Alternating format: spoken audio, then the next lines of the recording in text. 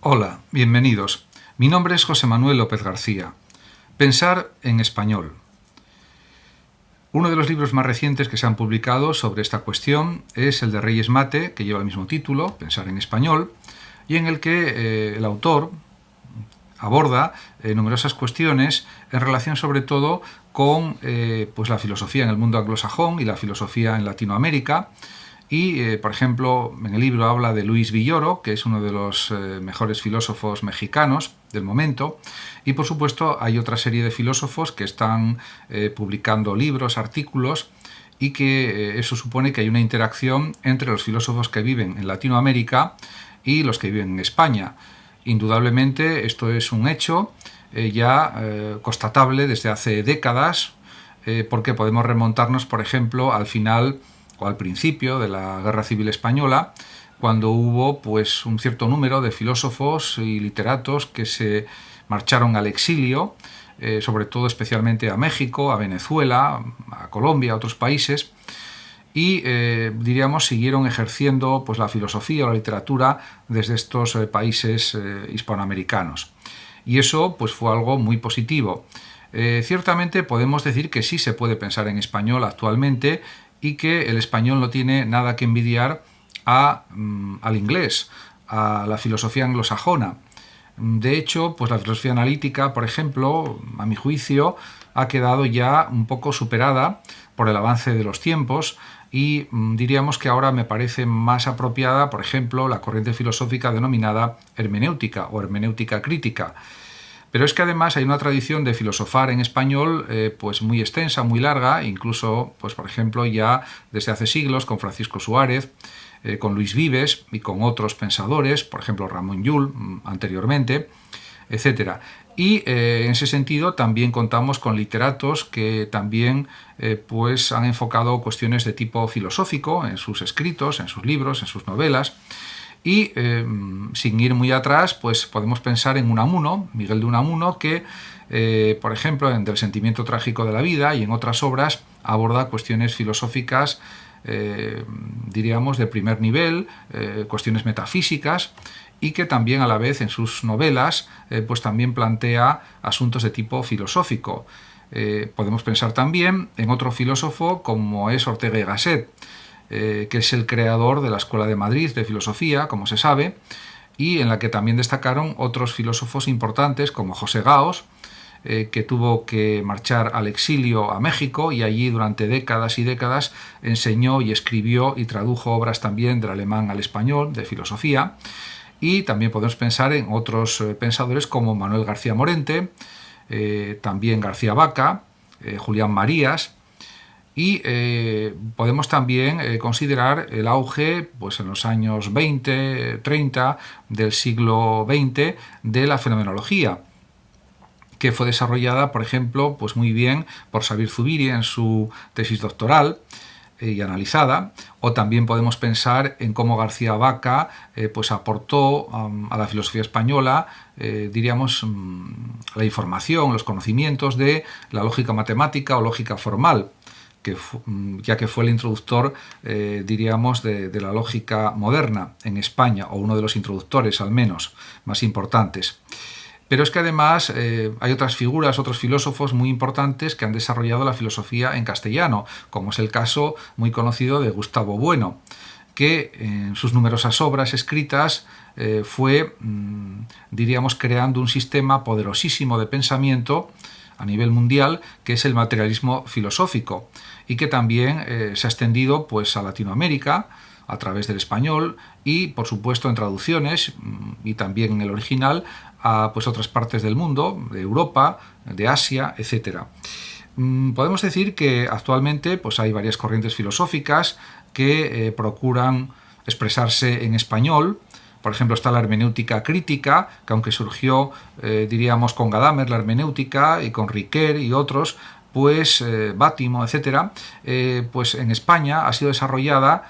por ejemplo, en la cátedra Ercritia de la UNED, con figuras como, por ejemplo, Teresa Oñate, profesora de universidad de la UNED, o, por ejemplo, el profesor Jacinto Rivera de Rosales, también profesor de la UNED, y otras figuras importantes de la filosofía española, y que dan lugar a que haya pues, publicaciones de artículos académicos, escritos, libros, etc. Por supuesto, no hay que olvidar al pensador, al filósofo Xavier Zubiri, que es un pensador importante y que ha dejado también, diríamos, una serie de discípulos, entre ellos, por ejemplo, Yacuría, aunque ya haya fallecido, y que diríamos que ha creado pues, una escuela filosófica también potente, que se extiende por Latinoamérica, incluso por Norteamérica, por Estados Unidos, y que se irradia desde Madrid, desde España, desde la Fundación Zubiri de Madrid. Diríamos que Zubiri ha escrito con un lenguaje filosófico, diríamos, muy técnico, diríamos, muy bien desarrollado, y a la vez que es un estilo bello o bonito, y que además es tremendamente preciso. Por lo tanto, también el realismo radical de Zubiri es algo a considerar también en la filosofía española como un punto de partida para crear nuevas filosofías, y sería o es un punto de partida pues tremendamente importante y significativo. Por otra parte, no hay que olvidar que en la literatura pues grandes autores como Cervantes, con El Quijote, Quevedo, Góngora, Lope de Vega, etc., Calderón de la Barca podríamos señalar, con La vida de sueño y otras obras, pues también han desarrollado un pensamiento literario de tipo filosófico. Y pues no hay que olvidar que, diríamos, ahora en el ámbito, por ejemplo, de la hermenéutica crítica, pues están surgiendo nuevas propuestas filosóficas que apuestan por una posmodernidad alternativa, desplazando de alguna manera al neoliberalismo. Por ejemplo, pues hay un escrito de Irene Ortiz Gala que se titula El mundo que viene, Giorgio Agamben y la singularidad cual sea. Entonces, pues puede haber muchos nuevos escritos en forma de artículo, en forma de libros, etc., para una comunidad filosófica que habla español de más de 500 millones de personas, que es pues una comunidad pues muy extensa y muy potente. Además, no hay que olvidar que cada vez se habla más español en Estados Unidos, por ejemplo, pues en otros países del mundo, incluso en Japón, en China, en cualquier país del mundo, en la India, etcétera. Pues hay escuelas para español o hay pues organismos internacionales educativos que se dedican a la expansión del español. Por ejemplo, el Instituto Cervantes, que hace una labor prodigiosa en ese sentido, y hay un interés creciente también, por ejemplo, en Alemania y en otros países europeos por aprender español, porque el español es una de las lenguas más importantes a nivel internacional, sin ninguna duda, por detrás del inglés nada más, creo yo, o como mucho del chino. En ese sentido, pues yo creo que se puede hacer una filosofía en español original. El único requisito es el esfuerzo de ponerse a pensar, a escribir tratados, ensayos, etcétera, que den lugar a pues, una nueva corriente filosófica o a nuevos desarrollos filosóficos que puedan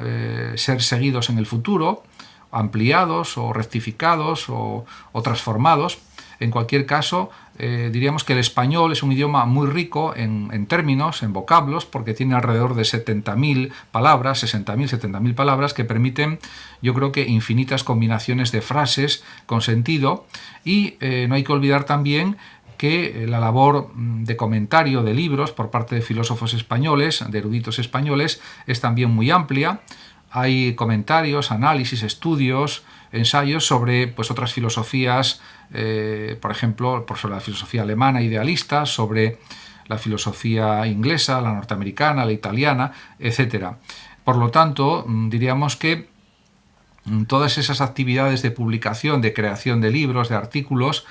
y la creación de nuevos sistemas filosóficos es algo que está abierto simplemente al esfuerzo y al trabajo de cada filósofo, de cada profesor, de cada persona que se dedique en definitiva a la filosofía, y por lo tanto es algo siempre posible y realizable. En ese sentido, pues diríamos que es algo que se puede realizar simplemente poniendo interés y, por supuesto, aportando nuevas ideas o nuevos matices a las ideas ya existentes. Lo único que quizás habría que conseguir es que todo esto se fuera centralizando pues, en algunas plataformas de publicación de tipo filosófico, más abiertas, más en línea, y sobre todo que las editoriales diríamos que publicaran pues artículos, libros en filosofía